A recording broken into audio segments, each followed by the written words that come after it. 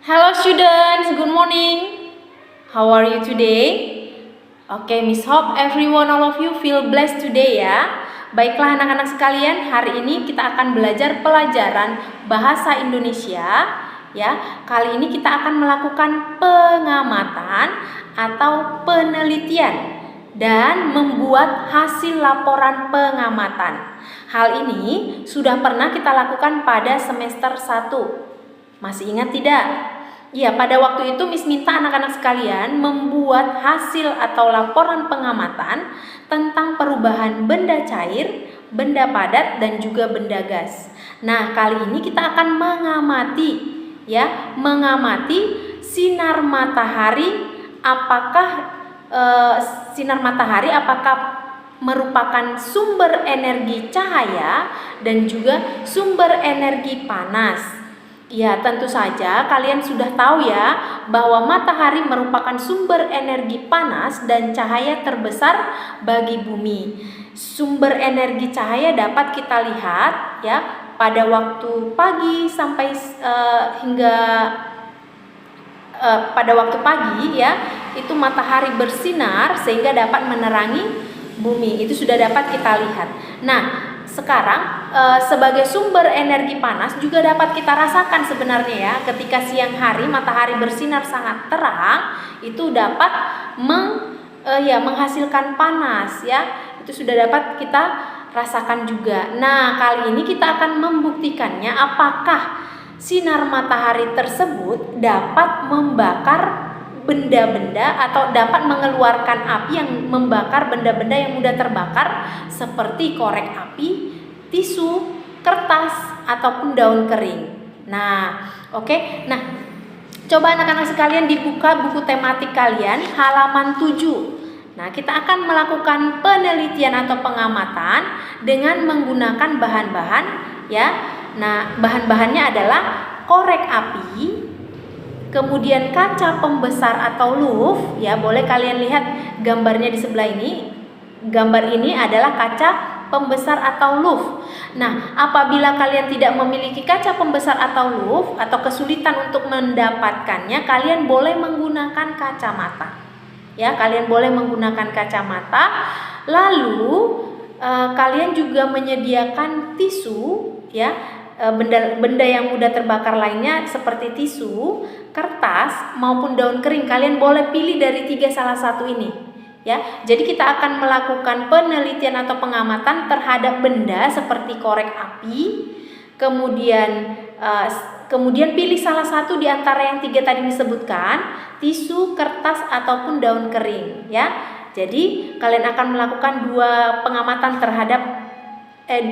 melakukan pengamatan terhadap 2 benda. Nah, bagaimana langkah-langkahnya? Nah, langkah-langkahnya dapat kalian lihat pada halaman 7 ya. Kalian lihat pada halaman 7. Nanti kalian pergi di luar ya, pergi keluar yang dapat disinari oleh cahaya matahari secara langsung. Lalu kalian arahkan kaca pembesar ataupun kacamata kalian ke arah sinar matahari, dan kalian letakkan benda yang akan kalian arahkan sinar mataharinya seperti tadi korek api ataupun benda yang lain tadi, kalian letakkan di bawahnya. Kalian tunggu selama kurang lebih 10 menit ya, 10 menit. Kalian amati apa yang terjadi pada benda-benda tersebut. Nah, pada waktu melakukan pengamatan ini, Miss minta kalian minta tolonglah untuk didampingi oleh orang yang dewasa. Boleh orang tua ya, boleh orang tua ataupun saudara yang lebih dewasa ya. Oke, supaya dapat mengawasi kalian. Nah, setelah kalian melakukan penelitian tersebut atau pengamatan tersebut atau percobaan tersebut, kalian membuat laporan hasil pengamatannya. Nah, bagaimana cara langkah-langkah membuat laporan hasil pengamatannya dapat kalian lihat pada halaman 8 ya. Di situ langkah-langkahnya ada. Nah, yang pertama adalah kita lihat bagian A. Yang A, objek pengamatannya. Nah, objek pengamatan di sini maksudnya apa yang kalian amati?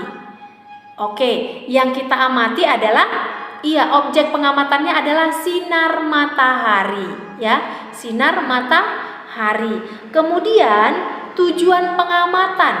Apa tujuan kamu melakukan pengamatan tersebut? Iya, tujuan pengamatannya adalah untuk membuktikan apakah sinar matahari menghasilkan panas, ya. Oke, kemudian selanjutnya yang bagian C, pelaksanaan pengamatan.